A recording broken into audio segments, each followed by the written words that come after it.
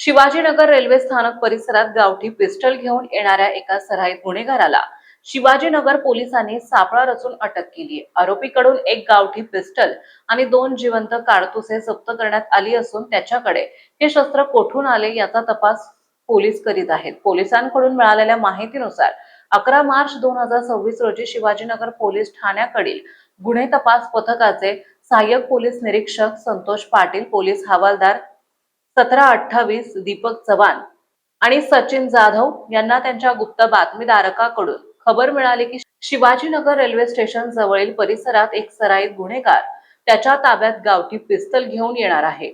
या माहितीच्या आधारे वरिष्ठ पोलीस निरीक्षक गिरीश कुमार दिघावरकर यांच्या आदेशाने आणि मार्गदर्शनाखाली पोलिसांनी 2 पथके तयार करून परिसरात सापळा रचला. त्यानंतर संशयित हालचाली करणाऱ्या सिद्धार्थ अनिल चोराडे वय वर्ष 20 राहणार ज्ञानेश्वर नगर तळेगाव दाभाडे याला ताब्यात घेऊन त्याची झडती घेतली असता त्याच्याकडे एक गावठी पिस्तल आणि 2 जिवंत राऊंड आढळून आले. या प्रकरणी आरोपी विरुद्ध गुन्हा दाखल करून त्याला अटक करण्यात आली आहे. तपासादरम्यान आरोपीकडे हे बेकायदेशीर शस्त्र कोठून प्राप्त झाले याबाबत पोलीस अधिक तपास करीत आहेत.